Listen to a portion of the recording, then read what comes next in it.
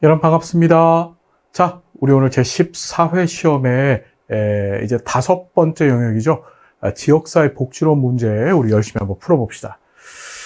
자, 지역사회에 관한 설명으로 옳지 않은 것 됐습니다. 좋은 문제죠. 로스, 지역사회를 지리적, 기능적 지역사회로 구분했다. 이건 뭐 너무나 잘 알고 있어야 될 내용이죠. 자, 맥키버가 처음 출제됐어요. 그래서 인간의 공동생활이 영위하는 지역을 공동생활권으로 설명을 했다. 이거 맥키버는 지리적 의미에서의 지역사회에 초점을 많이 뒀어요. 그래서 지역을 공동생활권으로 설명하면서 그걸 이제 지역사회로 대치시켰죠.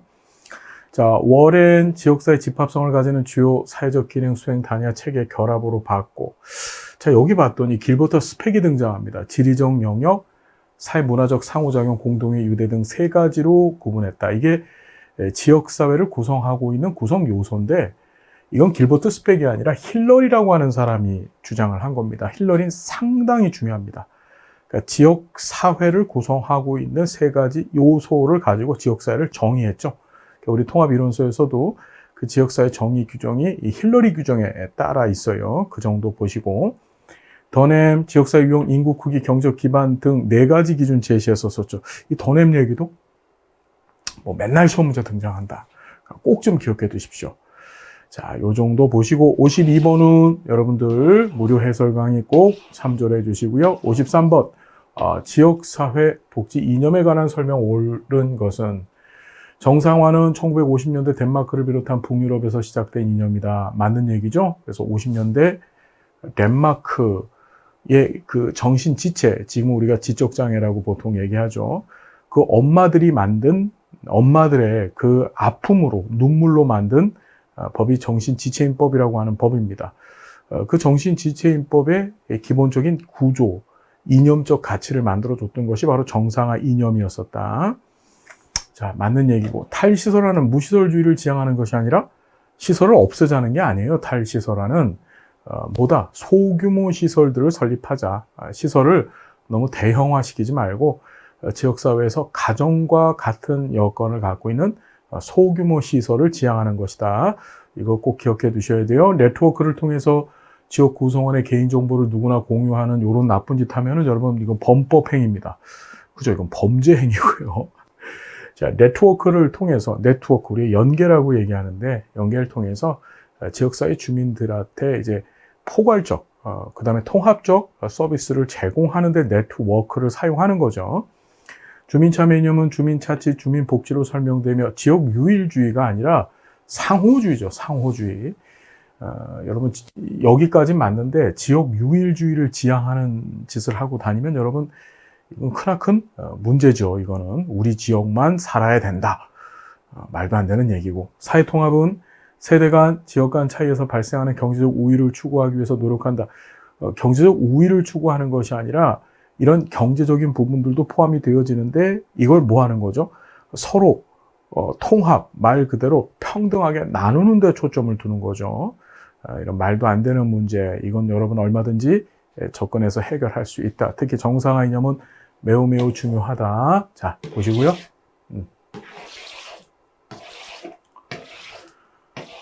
자, 54번 봅니다. 지역사회에 관한 기능주의 관점을 설명한 거예요. 우리 구조 기능주의라고 얘기를 해서 지역사회는 어떤 특정 기능을 수행하는 제도들이 있고, 그죠? 그 제도들이 마치 톱니바퀴, 그러니까 이 바퀴 날을 맞춰서 돌아가듯이 잘 돌아간다. 지역사회의 점증적인 발전에 초점을 두고 안정성에 초점을 두는 것이라고 말하죠.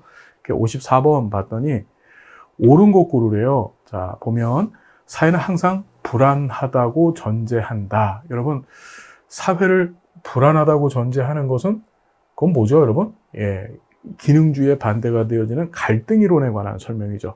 그렇죠? 예, 조화, 적응, 안정, 균형, 사회 본질을 조화, 적응, 안정, 균형이라고 이야기하죠. 맞죠? 니은 맞고요. 소수 엘리트에 의한 주도적 가치 판단, 이건 엘리트 이론에 관한 얘기입니다. 그렇죠? 소수 엘리트가 지역사회를 주도한다. 그들이 갖고 있는 생각, 가치에 따라서 지역사회가 주도되어진다. 주민들이 참여하거나 주민들의 의사가 반영되어져서 지역사회 복지나 또는 지역사회 체계가 굴러가는 것이 아니다. 자, 사회 변화가 점진적으로 이루어진다. 맞죠? 그러니까 니은하고 리을입니다. 사회 변화가 급진적으로 이루어진다, 져야만 한다라고 보는 것은 그건 갈등 이론이죠. 답은 3번이고요. 55번입니다. 각국의 지역사회 복지 발전 역사에 관한 내용으로 옳지 않은 것. 자, 보시면 미국 80년대 레이거노믹스로 중앙정부의 지역사회 복지 예산이 축소가 되어졌죠. 맞죠? 90년대 지역사회 보호법이 제정이 되어졌다. 여기 지금 자, 지역사회 보호법, 일본의 90년대 지역사회 복지계획 수립이 법제화되어졌다. 한국이 2000년대 지역사회 복지 중앙집권이 강화되어졌다. 2000년대 들어서면서 우리나라 이제 뭐 대표적인 게 지역사회 복지계획이잖아요. 2003년도에 지역사회 복지계획 수립 의무화가 되는 등 해서 지역사회 복지의 중앙집권이 강화된 것이 아니라 지역사회 복지의 지방 분권화가 이루어지죠. 자, 특히 뭐 2004년도에 우리 잘 아시지만 분권 교부세 제도라는 게 도입되어졌잖아요. 그죠? 그러니까 이런 문제도 다 모른다 해도 이게 우리가 그동안 강조해서 많이 열심히 공부했던 부분이잖아요. 이런 거 갖고 풀 수 있는 거예요. 2000년대 여기 나왔네요. 지역사회 복지계획 수립을 의무를 법제화했다. 그러니까 정확히는 2003년도에 지역사회 복지계획 수립이 이제 사회복지사업법 개정이 되면서 의무화되어져 가지고 2005년도에 어떻게 제1차 지역사회 복지계획을 수립했었죠. 그리고 2년 뒤인 2007년도에 그 1차 수립되어진 지역사회 복지계획이 시행되어졌었습니다. 다 알고 있는 얘기죠. 자, 56번. 지역사회 복지 이론에 관한 설명으로 옳지 않은 것 됐습니다. 지역사회 상실이론. 이건 뭐죠? 지역사회가 갖고 있는 과거 기능적인 부분들 다 사라져버렸다. 그러니까 그 기능적인 부분이 이제 상부상조 기능을 얘기하는 건데 그걸 누가 국가가 대신해 줘야 된다라고 보는 거죠. 그래서 상실이론은 과거의 지역사회 공동체는 이상적인 것으로 복구될 수 없는 잃어버린 세계다. 그래서 그 잃어버린 부분을 메워주기 위해서 누가 국가가 이 지역사회 복지해야 된다라고 보는 것이 지역사회 상실이론이더라. 자, 사회체계론, 지역사회를 하나의 체계로 간주하고 지역사회 환경의 관계 설명한다. 맞죠? 생태이론. 지역사회 변화 과정을 역동적으로 설명하기 위해서 경쟁, 중심화, 분산, 분리 등의 다양한 개념 사용한다. 맞는 얘기. 갈등이론. 사회적으로 구성된 지식을 교환 가능한 자원을 매개로 사회적 행동을 추구하고자 한다. 구성된 지식을 교환 가능한 자원을 매개로 사회적 행동을 추구한다? 말도 안 되는 얘기고, 갈등이론은 지역사회는 상존하는 갈등이 있고 항상 그 갈등 때문에 불안한 상태에 있다. 그래서 지역사회에 급진적인 변화가 필요하다고 보는 것이 갈등 이론이죠. 자, 우리 지역사회 복지 이론에서 지금 두 문제 등장하는 거예요. 이렇게 위에서 하나 나왔고요. 지역사회 개방 이론, 지역사회 지지망의 관점에서 비공식 연계를 강조한다. 그러니까 여기 보시면 지역사회 상실 이론은 지역사회 기능 없어졌어. 그렇죠. 그리고 더 등장한 것이 지역사회 보존 이론이죠. 지역사회 보존 이론은 아니다. 지역사회 보존되어져 있다. 그 기능적인 부분들 보존되어 있다. 그런데 그 보존되어져 있는 부분도 보존되어져 있기 때문에 국가가 나서서 할 필요가 없다라고 보는 게 지역사회 보존 이론이었었어요. 그럼 개방 이론은 뭐냐면 이 상실 이론과 보존 이론의 결합이죠. 그러니까 상실을 인정합니다. 지역사회 기능 상실되어졌다. 근데 꼭 공공 부분인 국가가 나서서 그거 해야 되느냐? 아니다. 지역사회의 비공식적 연계를 통해서 얼마든지 해결할 수 있다라고 보는 게 지역사회 개방 이론이죠. 이것도 전혀 틀린 게 4번입니다. 전혀 틀린 게. 그죠, 여러분? 네, 4번이고요. 57번. 우리나라 지역사회 복지 발전과 관련된 내용의 연결로 옳지 않은 것 됐습니다. 자, 사회복지 공동모금회가 출범했습니다. 우리 1999년 사회복지 공동모금회법 제정이 되어지면서 출범했죠. 그러면서 민간 재원의 발굴 진행됐고, 이거 보세요. 재가복지 서비스가 진행되는데 왜 생활시설이 확대됐겠습니까? 생활시설이 아니라 이용시설이 확대됐다라고 보는 게 맞는 거죠. 재가라고 하는 것이 말 그대로 클라이언트가 집에 있고 서비스 제공자가 찾아가는 서비스를 얘기하는 건데, 생활시설은 우리 실천론에서 공부했지만 이제 주거 서비스를 제공하는 거잖아요. 잠을 자는 거예요, 여기서. 그러니까 재가복지 서비스가 생활시설 확대가 아니고 재가복지 서비스가 어떻게 이용시설 확대를 불러일으킨 거죠. 사회복지설 평가제가 97년도에 사회복지사업법 개정되면서 99년도부터 시행됐어요. 그랬더니 기관 운영의 효율성 증대하게 됐고 당연한 얘기고요. 자, 지방분권, 자, 1995년도에 우리 지방자치단체장 선거를 하게 되죠. 그래서 기존에 우리 1952년도죠. 그때 이제 지방분권, 지방자치제도가 시행이 됐다가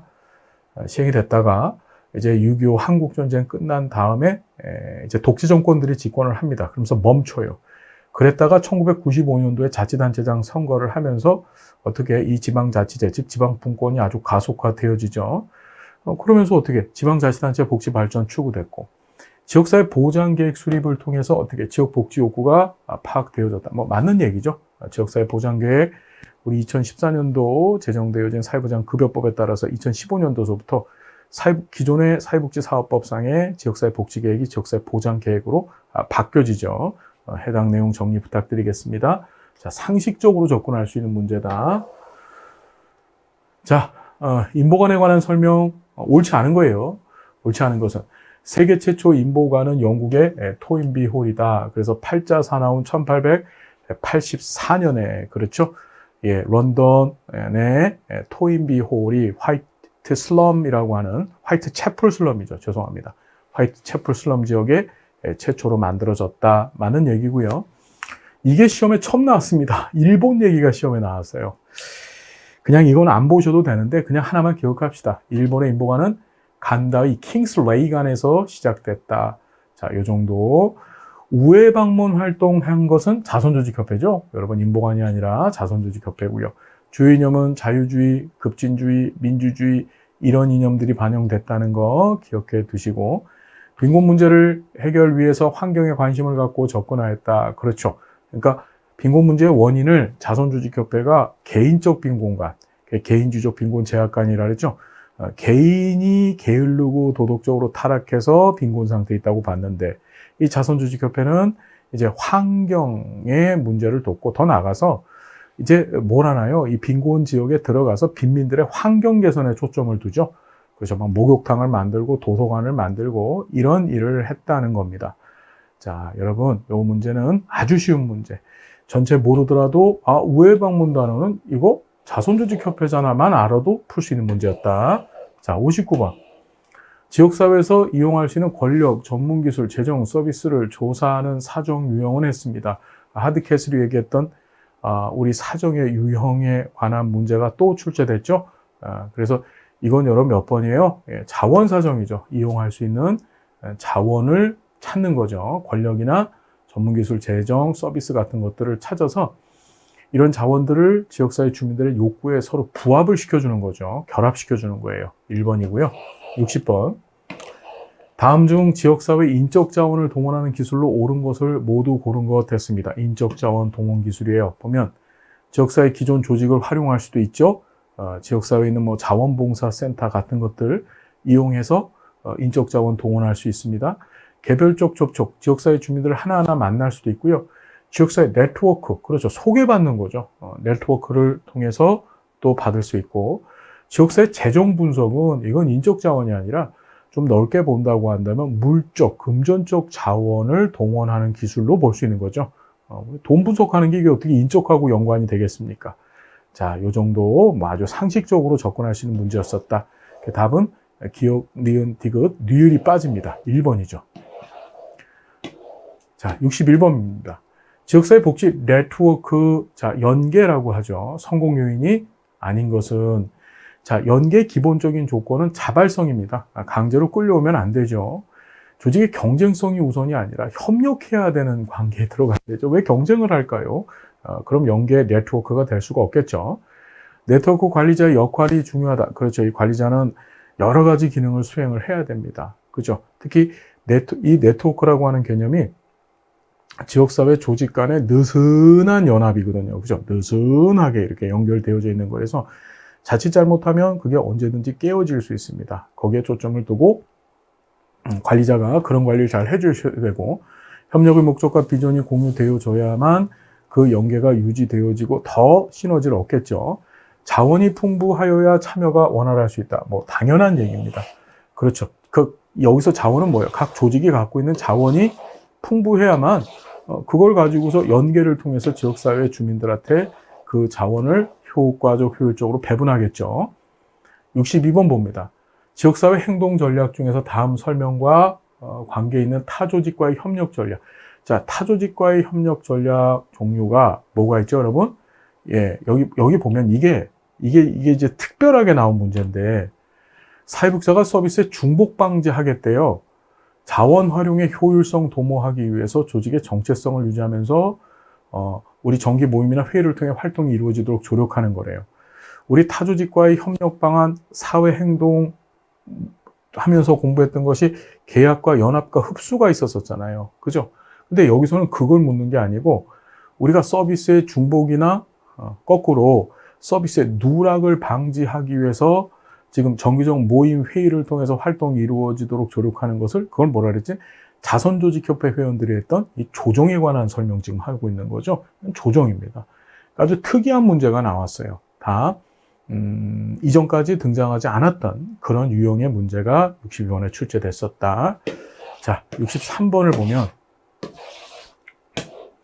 지역사회 권력구조를 설명하는 정치적 의사결정 모델 중 다음의 설명에 해당하는 것 했습니다. 사실은 이거는 이제 정책결정 모형과 관련되어져서 우리가 정책론에서 나오는 얘기가 여기 이렇게 출제된 거예요. 자, 보시면 지역사회에서 주요 의사결정이 이익집단들의 경쟁 과정을 통해 최종 정책이 결정된다는 점을 전제로 한다. 그래서 이걸 이익집단론이라고도 하고 다른 말로 다원주의론이라고도 하는 거예요. 이런 의미에서 지방자치단체나 지방의회 주요 역할은 이익집단들 간의 경쟁이나 갈등을 중재하는 것이다. 우리 관련된 걸 뭘 배웠냐면 정책론에서 복지국가 발달이론 가운데서 이익집단론, 그걸 다른 말로 다원주의론이라고 공부했었었죠. 그때 이제 국가의 역할이 보였었어요. 중재자 역할입니다. 중재자 역할. 그걸 이렇게 똑같이 낸 거예요. 그래서 이런 문제도 이제 다시는 나오진 않을 거다. 그냥 이런 게 있군. 뭐 각각의 이론들을 각각의 학문 분야에서 뭐 하는 거지? 서로 차용해서 빌려다 쓰고 하는 거예요. 자, 그렇게 보시고요. 자, 64번 봅니다. 지역사회 조직화 과정에서 사회복지사가 지켜야 될 중요한 원칙으로 옳지 않은 것 했어요. 지역사회는 여러 갈등을 갖고 있음을 알아야 된다. 맞죠? 지역사회 외적 능력에 우선 중점을 둔다. 이게 외적 능력이 아니라 내부적인 잠재적 능력에 초점을 두는 거죠. 그 조직화는 우리는 내부적으로 할 수 있는 힘을 갖고 있는데 그게 하나가 되지 못해서 그 힘 발휘를 못한 거예요. 이해되세요? 그래서 그 지역사회가 갖고 있는 그런 내적인 능력에다가 초점을 딱 둬갖고 이 사람들을 하나로 만들어만 주면 그 내적 능력이 확 발휘가 돼서 어떻게 지역사회 문제를 스스로 해결할 수 있다고 보는 것이 바로 이 지역사회 조직화 과정에서 우리 조직화의 중요 원리 개입 방법이죠. 이 조직화도 시험에 잘 등장합니다. 지역사회 복지 실천 과정에서 사용하는 기술 중에서. 조직화할 때는 모든 일에 솔직하고 근면해야 돼요. 복지사가. 왜 그럴까? 모범이 되어져야 된다는 얘기죠.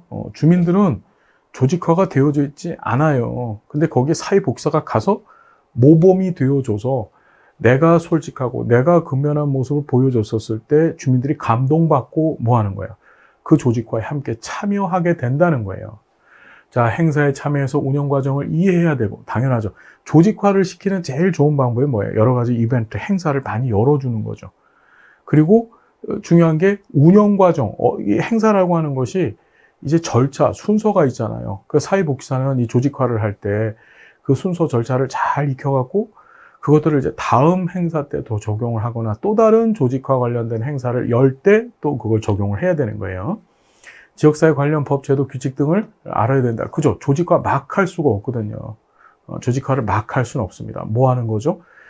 지역사회가 정해놓은 법이나 무슨 말인지 알겠죠? 그 주민들이 갖고 있는 정서나 또는 제도나 이런 것들을 보면서 거기에 맞춰서 조직화를 진행을 해야지 무조건 사람만 모이게 했다?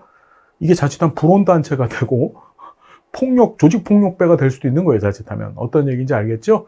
예, 그렇다. 그래서 이것도 우리 통합인원수에 정리 잘 돼 있습니다. 이런 꼼꼼하게 봐주십시오. 그냥 한국어 능력 시험이다 라고 보시면 돼요. 2번이죠. 자, 후원 개발 사업의 장점으로 옳은 것을 모두 고른 것 됐습니다. 이게 자원 동원 기술과 관련돼서 후원 개발 사업이 등장을 합니다. 자, 보면 나눔 문화 확산으로 공동체 의식 함양에 기대할 수 있다. 상식적 얘기. 후원자 자아 실현 기회가 제공되어지는 좋은 일도 있고, 프로그램을 통한 지역 주민 참여가 유도되어지고, 민간 비영리 조직의 자율성 향상에도 후원을 통해서 얻어진 그 자원들을 통해서 민간 비영리 조직들이 활동을 하게 됩니다. 그러면 어떻게 이제 구속되지 아니하겠죠? 자율성 향상에 기여가 되어집니다. 우리 행정론 공부하면서 정치경제이론 공부했었잖아요. 그죠? 조직이론 중에 그 정치경제이론 보면은 이 사회복지 조직들은 어떻게 정치적, 경제적 환경에 의존할 수밖에 없고 자체적으로 뭔가를 해낼 수가 없어요. 그래서 자꾸 눈치를 봅니다. 다른 이해관계 집단들의 눈치만 보고 그 정치적 자원과 경제적 자원을 제공해 줄 수 있는 그 집단들이 시키는 대로만 하려고 하는 거야. 그런데 이런 식으로 후원을 스스로 개발해서 자율성을 향상시키면 여러분 어떻게 돼요? 예, 그런 속박에서 벗어날 수가 있겠죠. 자, 그 정도 보시면 된다. 자, 그 정답은 다 맞네요. 자, 66번입니다. 지금 기술 문제가 계속 등장하고 있습니다. 옹호 기술 중 하나인 설득의 구성 요소. 아우, 요게 또 시험에 나왔다. 설득을 하기 위한 필요한 요소가 아닌 것 됐어요. 대상, 누구를 설득할 것인가, 어떤 메시지를 줘서, 어떤 포맷을 갖고, 누가, 그게 전달자죠. 의제 설정은 이게 아젠다라고 해서, 논의와 관련된 얘기지, 옹호 기술하고는 전혀 관계가 없죠. 무슨 얘기인지 이해되셨죠? 아젠다라는 건 의제입니다. 말 그대로 주요 참여자들이 모여서 뭔가를 논의할 때 그 논의의 주제, 대상, 그걸 아젠다라고 하는 거예요. 상관없는 문제지만 충분히 헷갈릴 수 있었다. 그리고 너무 깊이 나왔던 문제다. 자, 아른슈타인의 주민참여수준 8단계 중에서 각종, 자, 위원회가 등장합니다. 그러면 주민회유 단계라는 거 우리 끊임없이 얘기했죠. 우리 조치, 정상, 회합, 권주 해가고 조치, 정상, 회합, 권주 해서 총 8단계 공부했었죠. 아른슈타인은 반드시 시험 문제 나옵니다. 특히 위원회자가 등장을 하면 그것은 주민회유 단계. 무슨 말인지 알겠죠? 형식적 참여 단계에 포함이 되어지죠. 자, 그래서 최종적 판단은 행정기관이 수행하는 거 주민회유다. 자, 이제 지역사회 복지의 추진 체계들이 등장합니다. 사회복지관에 관한 설명으로 옳지 않은 것 됐어요. 복지관 얘기가 등장합니다. 자, 지역사회 특성과 지역 주민의 욕구와 문제에 신속히 대응하셔야 되고, 자, 우리 사례관리 서비스 제공, 지역 조직화 기능을 수행한다. 맞는 얘기죠? 예, 맞는 얘기입니다. 사업 대상은 사회적 취약계층에 한해서 실시한다. 아니다.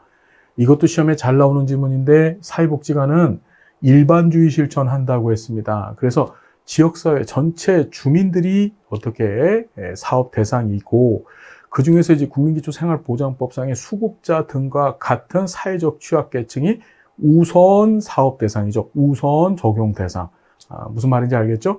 일반주의 실천한다는 거 기억하시고 전체 주민들을 대상으로 해서 서비스 제공한다는 거 여러분 정리해 두셔야 됩니다. 자, 그 다음에 사회복지사업법령상 사회복지관은 3년마다 평가를 받습니다.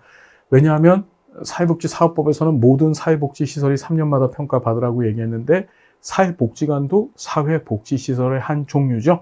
예. 지역성, 전문성, 책임성, 원칙 등에 따라 운영되어야 된다. 맞는 얘기입니다. 자, 새마을운동 보십시다. 우리나라 새마을운동에 관한 설명으로 옳지 않은 것 됐습니다. 지역사회 개발 사회사업과 관련이 있다. 맞는 얘기죠. 그래서 지역사회 주민들의 잠재력을 끄집어내서 빈곤 문제를 타파하기 위해 1970년대부터 등장했던 것이 바로 새마을운동이다. 농촌 생활 환경 개선 운동으로 시작됐다. 맞죠?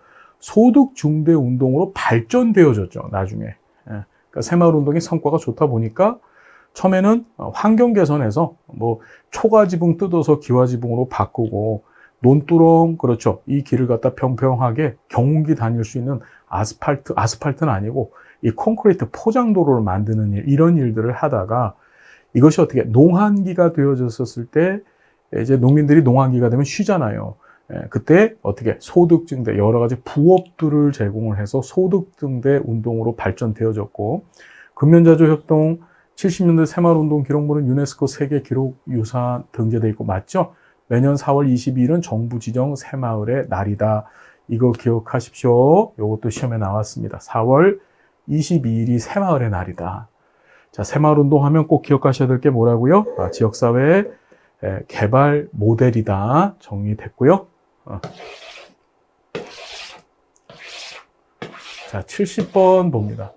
지역사회 보장 계획에 관한 설명으로 옳은 것을 모두 고른 것 했습니다. 지역사회 복지계획이 사회보장 급여 이용 제공 수고자 발굴에 관한 법률에 의거하여 지역사회 보장 계획으로 변경되었다.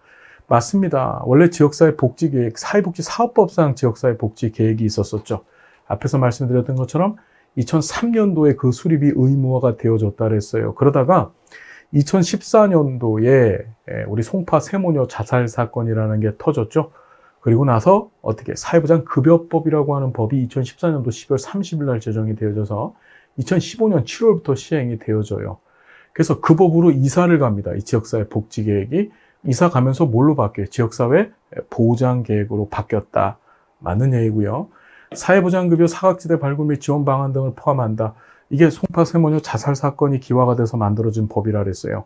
분명히 급여는 있음에도 불구하고 잘못된 전달 체계, 급여의 사각지대가 존재해서 급여를 받지 못하신 분들 때문에 이걸 찾아내는 데 초점을 둡니다. 사각지대 발굴 맞고요. 지역사회 보장협의체에서 지역사회 보장계획을 심의한다. 맞죠? 자, 시도지사, 시군청장은 4년마다 지역사회 보장계획을 수립한다. 그 지역사회 보장계획이 두 개라 그랬습니다. 시도지사가 수립하는 게 있고 시군구청장이 수립하는 게 있다 그랬습니다. 답은 5번 다 맞네요. 자, 71번을 봅니다. 사회복지사업법령상 우리나라 사회복지협의회에 관한 설명으로 옳지 않은 것은 했습니다. 자, 사회복지 소외계층 발굴 및 민간 사회복지 자원과의 연계 협력 업무를 수행한다. 협의회는 여러분 민간기구죠. 이런 일을 한다는 거 맞고요. 사회복지에 관한 조사, 연구 및 정책건이 수행하고 이게 협의회, 사회복지사업법에서 정한 사회복지협의회의 주 업무들이 나왔네요. 그죠? 사회복지 관련 기관 단체 간의 연계 협력 조정 업무 수행하고 시군구 기초자치단체 의무적으로 설립해서 요건 맨날 나오는 거죠. 요거는 맨날 나옵니다. 협의회 종류가 3개라 그랬습니다. 시도협의회가 있고, 그러니까 중앙협의회가 있고, 시도협의회가 있고, 시군구협의회가 있었다. 그런데 중앙협의회와 시도협의회는 반드시 설치해야 된다. 의무적으로. 그런데 시군구협의회, 이게 기초자치단체죠. 시군구가. 시군구협의회는 설치해도 되고 안 해도 된다. 꼭 기억해 두십시오. 시험에 아주 여러 차례 등장했습니다. 시군구협의회는 설치해도 되고 안 해도 된다. 자, 민간 사회복지 증진을 위한 법정 단체이다. 법으로 정했습니다. 어서요. 사회복지 사업법에 정해져 있기 때문에 법정 단체라고 하는 것이고 협의회는 뭐라고? 민간 조직이란 말씀 계속 드렸었죠. 자, 다음 내용에서 사용되어지고 있는 로스만의 지역사회복지 실천 모델의 적용으로 옳은 것 했습니다. 이 70번 재밌습니다. 그러니까 로스만의 복합 모델, 그렇죠. 혼합 모델이라고도 합니다. 이걸 묻는 문제인데, 자, 보면, 자, 사회복지사로 종사하는 갑은 지역 내 독거노인들이 급격히 증가하면서 여러 가지 생활 어려움에 직면해 있는 현실을 직시하고, 동시에 관련 자료의 수집 및 분석과 분야의 전문가들을 만나 설명과 그 문제 해결을 위한 모임을 갖기로 했다. 그럼 전문가 등장을 했고, 그 다음 문제 해결을 위한 모임을 가지려고 했대요. 그러면 여기서 뭐가 등장해요? 사회 계획 모델이 나오는 거죠. 전문가자 등장하면 사회 계획 모델입니다. 그리고 지역 주민들이 참여하는 토론회 개최 등을 통해 문제 해결 방안을 모색했대요. 지역 주민들의 참여가 등장하면 그건 뭐죠? 지역사회 개발 모델이죠. 토론회, 지역사회 주민들의 참여, 요 용어를 통해서 지역사회 개발 모델이라는 게 감이 탁 와야 되는 거예요. 그러니까 72번의 답은 몇 번이에요? 3번이죠.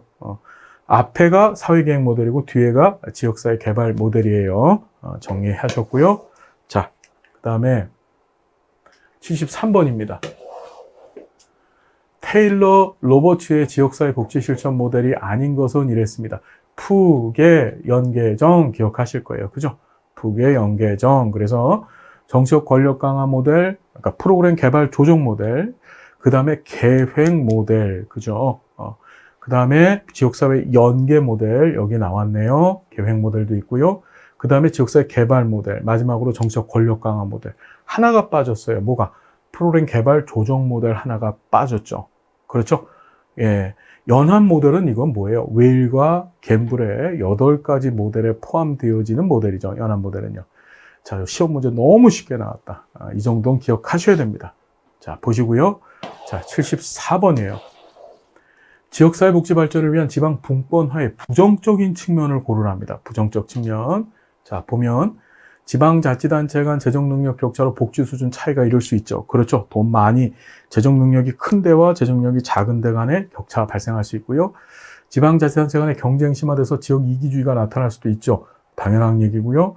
지방자치단체장의 의지에 따라 복지 서비스의 지역 간 불균형도 나타날 수 있고, 지방자치단체의 권한과 책임성을 강화시킬 수 있다. 이것도 한국어 능력 시험이죠. 뭐냐? 지방자치단체의 권한과 책임성을 강화시키는 것은 지방분권화의 부정적인 측면이 아니라 긍정적인 측면에 관한 설명이죠. 리얼은 긍정적인 측면에 관한 설명이다. 부정적, 긍정적. 우리 그 정도는 구분할 수 있습니다. 그죠? 답은 1번이다. 자, 마지막 문제입니다. 공동모금의, 이 모금 방법도 시험 문제 등장합니다. 자, 모금 방법 중 시민 걷기 대회 등의 어떤 이벤트를 열어서, 언론사 홍보 등을 통해 사회복지 공동모의 필요성과 중요성을 홍보하면서 재원을 확보하는 방식, 바로 뭐죠? 예, 특별 사업형, 이벤트형이죠. 그렇죠. 뭐 어렵지 않은 얘기. 이 공동모금의 모금 방식도 시험에 아주 잘 등장합니다. 꼭 정리해 두셔야 된다. 자, 여러분 너무 고생 많으셨고 열심히 공부해 주심에 감사를 드립니다. 우리는 멋진 사회복지사 전문가들 될 겁니다. 그렇죠? 최선을 다해 주십시오. 감사드리고 다음 시간 또 행복한 모습으로 만나 뵙겠습니다. 고맙습니다.